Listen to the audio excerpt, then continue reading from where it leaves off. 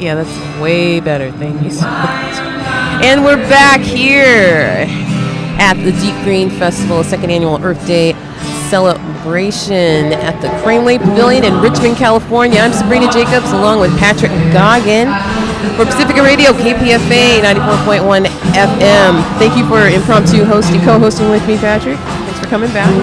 And You're welcome. And with us now we have the director of California Normal, Dale Garinger. Dale, thank you so much for being with us. Delighted to be here today.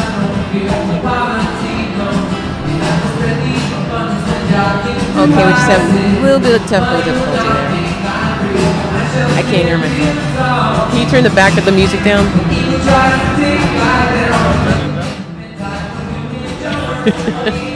All right, that's too loud for me. Turn me down. Thank you. Okay, that's better.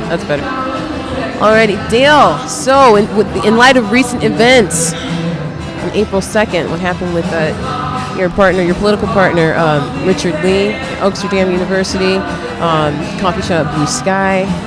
This has been the 100th or the 1000th of many over the last 20, 30, 40 years or so. Where is this going to put the movement? Because this wasn't just a dispensary. We're talking about a university, a school of learning, an institution of learning. And we're also talking about a political campaign, too, because Richard Lee was instrumental in the legalization initiative in 2010, the Prop 19 campaign. The feds are targeting, as usual, leaders and the model cannabis groups throughout the state. Hello? Now I can't hear anything at all. Yes. So,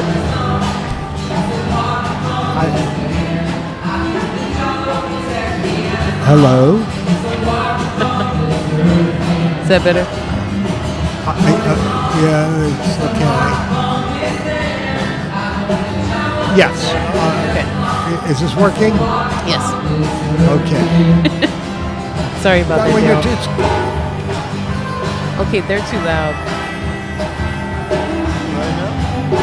Go ahead and say something. Now we're too soft. I can hear myself fine, finally. Can we be That's loud better. and they be soft?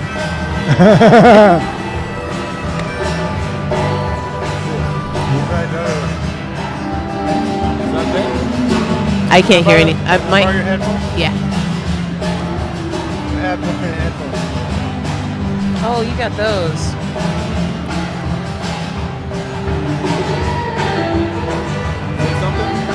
Testing. 1, 2, 3. Testing. 1, 2, 3.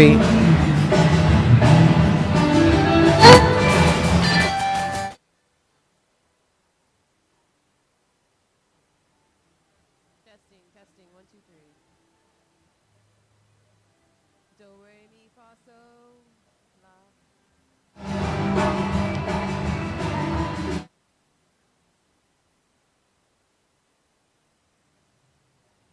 Beautiful day in the neighborhood. It is a lovely sunny day in Richmond. It's 421 on 421. What was that? Okay. Alrighty, let's take it from the top. And you are listening to or watching the Ustream.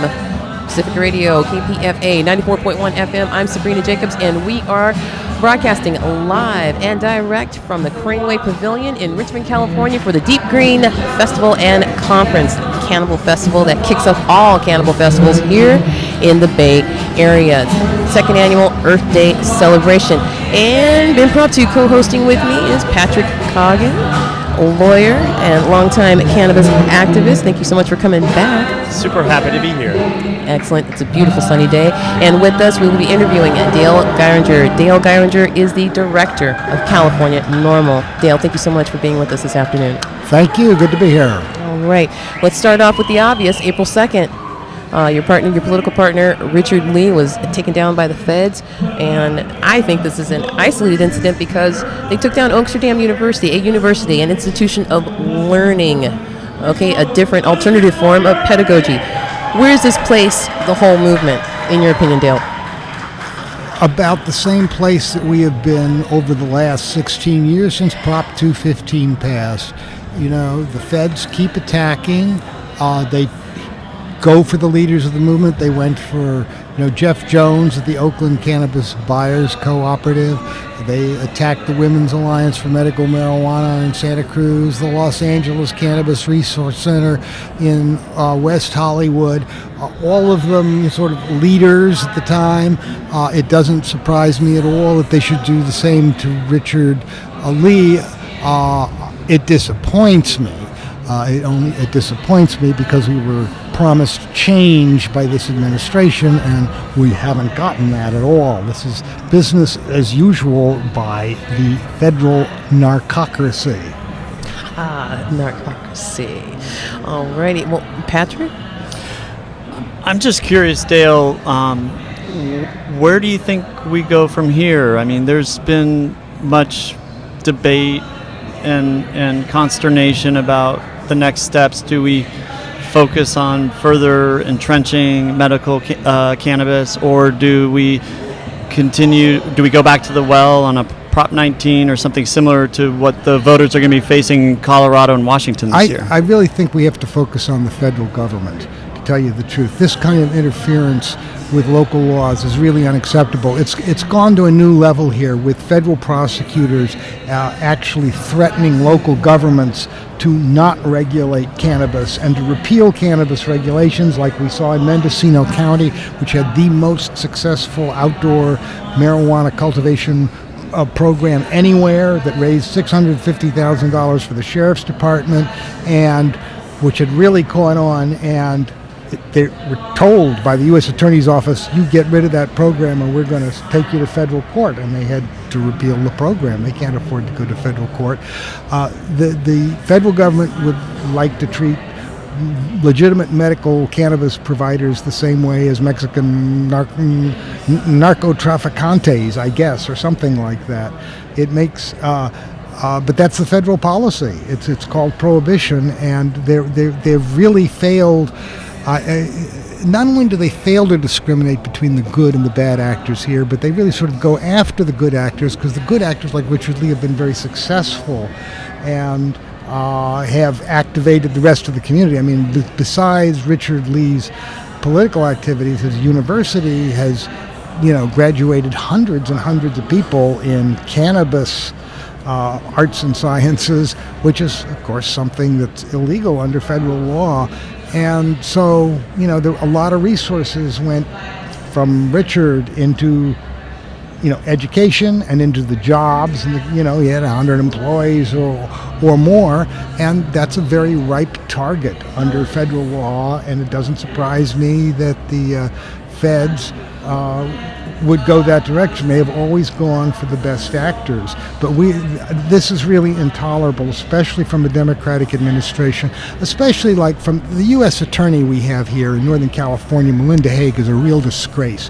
She lives in Berkeley, California, and yet, she sent landlord letters to one of the most oldest, best respected, I guess, cannabis dispensary in Berkeley, the Berkeley Patients Group, which had been operating as a model dispensary for years and years and years. She never once stepped in to take a look at it. She never,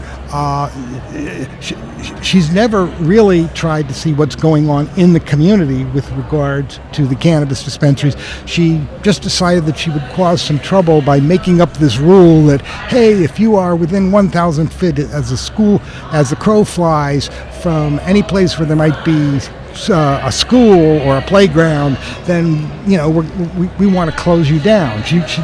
But it's really the most frivolous kind of pretext to cause trouble. She was directed by Washington to cause trouble. She decided to do this, and she did it with no sensitivity whatsoever to the community. I think she's the worst federal prosecutor we've had in a long time, and I think we should be calling on the Obama administration, which I don't think is this. Well, I think it's a situation where we need to just follow the money. I mean, we really need to follow the money. I mean, the cannabis industry is a $1 billion industry underground.